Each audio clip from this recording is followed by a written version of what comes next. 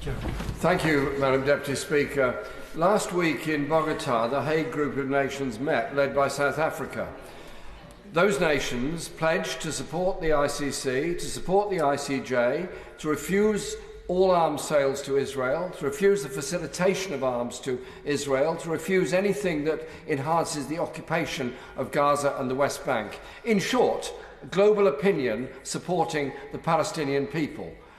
Will the British government also sign the Hague Declaration and support those group of nations determined to bring the world's attention to this, to end the genocide that's going on and the occupation that continues? Well, I will speak to my South African counterpart about that issue, but can I say to him, we here in the UK support the ICC, and indeed it receives funding from British taxpayers and the ICJ. We also stand against what we are seeing in the West Bank and what we are seeing in Gaza.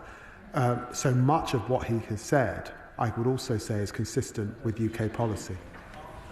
Jessica Marden. Thanks, Madam Speaker. On Friday, the UN reported that 800 people had been killed near aid sites in Gaza over the last 6 weeks, and yet again on the weekend 100 people died just seeking food and water. Can I ask the Foreign Secretary again a question he's been asked twice before? He said to the Foreign Affairs Select Committee this month he would take further measures against Israel if there was no ceasefire and the intolerable situation in Gaza continued. What exactly did he mean by that? Constituents will want to know, specifically on trade and on recognition and more, what exactly he meant. Well, can I say to her that all action is under review at this time, that we are pressing for a ceasefire. Our assessment is that we could see that ceasefire shortly after the Knesset rises, and she'll understand that that is our priority, to get a ceasefire, because it's the single act that would increase or would stop the suffering that we're seeing in Gaza. But of course, and she lists some of the actions that she would expect to be under consideration with international partners, and we must act internationally alongside partners if we're to have any effect. Sammy Wilson. Thank you, Madam Deputy Speaker. The disturbing images from Gaza, of course, lead us all to come to the conclusion that this war must end. But we must remember that it was started because terrorists raped, burnt, murdered, took captives and still abuse those captives today. And the war could finish tomorrow if they release those captives and agree to ceasefire. There's been much said today about Israel trying to starve the people of Palestine. The fact is that since the new arrangements went in place to stop Hamas stealing aid, 82 million meals have been supplied through the new arrangements to Gaza. And I think that our government should be, instead of talking about a two-state solution and talking about recognising a state which doesn't exist, and if it did exist, will be controlled by terrorists, we should be standing by the government which is seeking to have justice for its own citizens.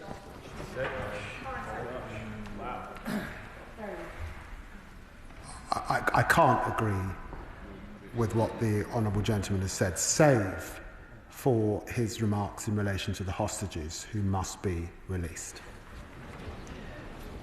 Florence Ashimole. Thank you, Madam Deputy Speaker. I just wanted to gently point out to the Foreign Secretary the reason there are so many of us in here is because we have been waiting a long time for this. The situation unfolding, as many colleagues have said, our constituents continue to write to us. Last week, Save the Children held a photo exhibition in Parliament in partnership with Choose Love and the photographer Mason Merriman. I should declare that he's the chair of the South Bank Centre, which is in my constituency. I just wanted to read a clip from one of those pictures. It said, "If you had a superpower, what would it be and why?"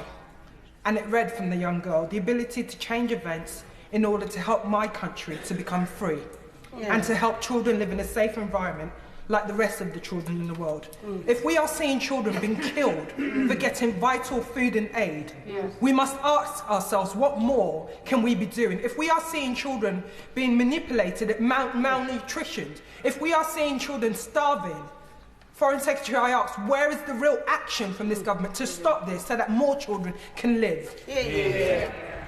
Well, I hear the strength of my honourable friend's conviction and views.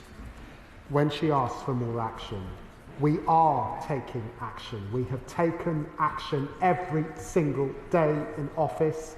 British taxpayers are funding the alleviation of suffering. Is it enough? No. Have we brought this war to an end? We have not brought this war to an end, and I have to tell her the UK will be unable to do that unilaterally.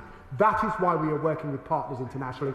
I have done that every single day in office. Me raising my voice will not bring this war to an end, and I lament that and I regret that. But am I sure the UK government is doing everything in its power? Yes, I am. Chris Law. Thank you, Madam Deputy Speaker. 29 arms export controls were suspended in September due to possible break in international law. Yet between September and December, there was a further 34 licences. So can I explain that? Can I ask the Secretary to explain that decision? How many licences have been produced this year? And what's the UK government's red line for a total arms trade embargo? Can I say to the Honourable Gentleman that most licences are not for military use, most do not go to Israeli authorities, many are for civilian use, like product testing or body armour for journalists and NGOs, and I'm quite sure he wouldn't want us to not support those organisations, and some are components going to Israeli companies that are then re-exported to third countries, including NATO allies. Stella Creasy. Thank you, Madam Deputy Speaker. My honourable friend is right. We have been waiting weeks for this statement because the truth is our constituents don't understand, and neither do we. They don't understand how we can track our mobile phones being stolen to China or Algeria, but we can't track F-35 components in the multi-million-pound arms trade. They don't understand why we haven't reported Israel directly to the ICC for what's been happening to aid workers. And they don't understand why, when this House voted in 2014 to recognise the state of Palestine, that hasn't been enacted. I hear the frustration of the Foreign Secretary. I don't doubt his frustration with his partners. But we now, here tonight, could say we don't need a conference. We will recognise the state of Palestine. Will he join us, yes or no? Well, again, I understand the strength of feeling from the Honourable Lady. Can I say to her that she knows that there will be a